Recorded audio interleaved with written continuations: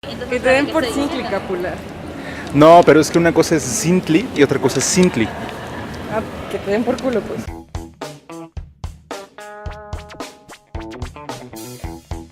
Digamos, desde la visión clásica de la historiografía mexicana, pues esta idea del encuentro, ¿no? Que es una forma bastante incipiente, creo yo, pero bastante políticamente conveniente, ¿no? Que decir que América y Europa se encontraron de alguna manera, como si hubiese sido un proceso, digamos, hasta cierto punto, pues desprovisto de toda esta violencia que en realidad se suscitó.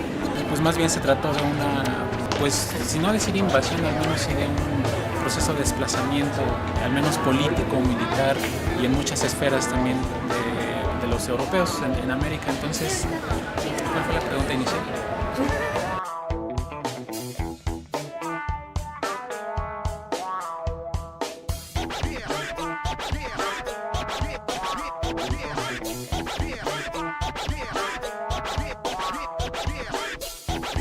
A la llegada de los europeos, digamos, en América, a América y especialmente al centro de México, se formaron como dos sociedades. Una sociedad, sí, digamos, enmarcada por esta élite política que llegó a gobernar el centro de México y las alianzas que establecen con muchos grupos de la nobleza indígena.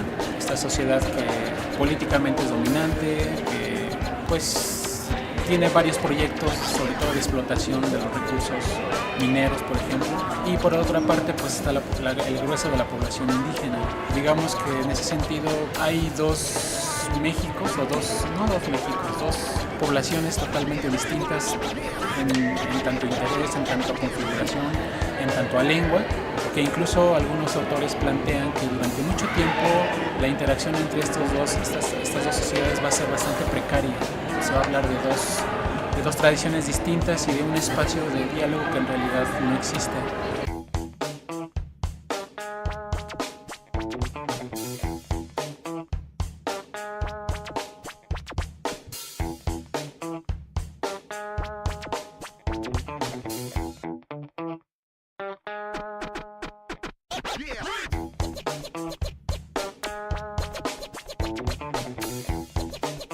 Desencuentros en el ámbito religioso, desencuentros en el ámbito lingüístico y por lo tanto un desentendimiento, un mutuo desentendimiento.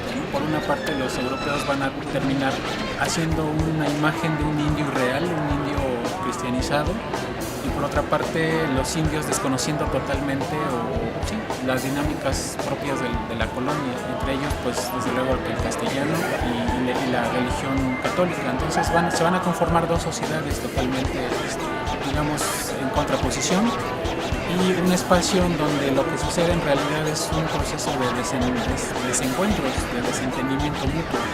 Son dos sociedades que se desconocen mutuamente y que, al menos en el caso de los colonizadores, van a conformar una idea bastante medieval del papel del indio en su sociedad, ¿no? Este indio desprovisto como de esta carga espiritual que ellos finalmente vienen su papel de ellos pues es a cristianizar y a incluirlos en este nuevo discurso del mundo cristiano. O sea, son indios que para muchos cronistas son indios que vinieron de las tribus perdidas de Israel, y lo único que hay que hacer es cristianizarlos para entonces seguir, digamos, con esta idea providencial de que el mundo es uno solo, que el mundo tiene un plan divino, y lo único que hacen los franciscanos aquí, o bueno, los evangelizadores, es evangelizar para que este mundo finalmente pues cumpla su ciclo, que es pues, el ciclo cristiano.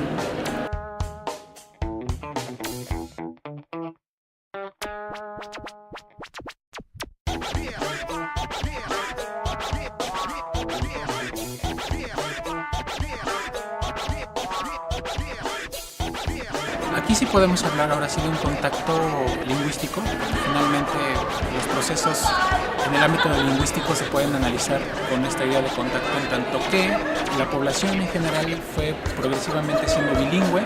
Entonces el contacto lingüístico entre el castellano y en el náhuatl en una primera instancia fue bastante nulo, fue bastante precario, y solo se redujo a los espacios de interacción entre, pues sí, los espacios de los colonizadores con algunos indios, sobre todo de la clase noble. Entonces digamos que el nivel de contacto entre estas dos lenguas fue bastante precario, y esto fue cambiando progresivamente al mismo ritmo que había un intercambio ahora sí ya cultural entre las dos poblaciones.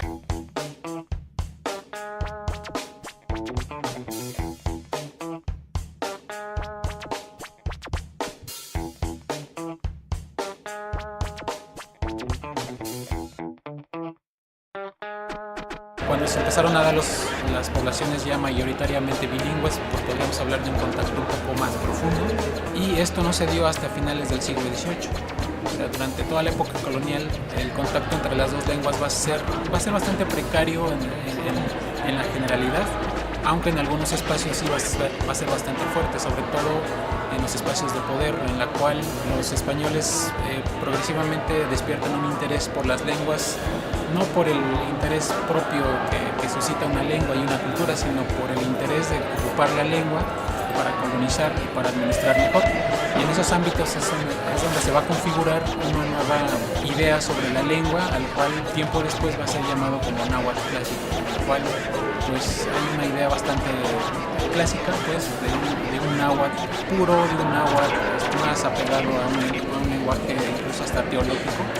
Esa idea de lenguaje clásico en contraposición con el lenguaje que hablaba la gente. Digamos, esta fue la condición general del contacto lingüístico, al menos a lo largo de la época colonial.